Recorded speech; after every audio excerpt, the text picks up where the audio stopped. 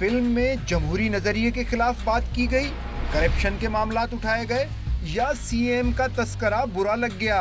हुकूमत ने फिल्म मालिक की मुल्क भर में नुमाइश पर पाबंदी लगा दी।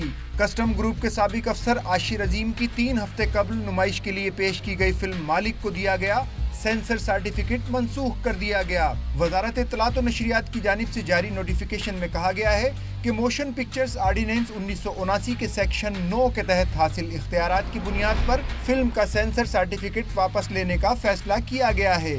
ताहम नोटिफिकेशन में फिल्म पर पाबंदी की कोई वजह नहीं बताई गई है। एक रोज कबल हुकूमत सिंध के सेंसर बोर्ड ने फिल्म के एक काबिल एतराज जुमले की वजह से पाबंदी आयद करने का ऐलान किया, लेकिन कुछ घंटे बाद ही इसे वापस ले लिया गया।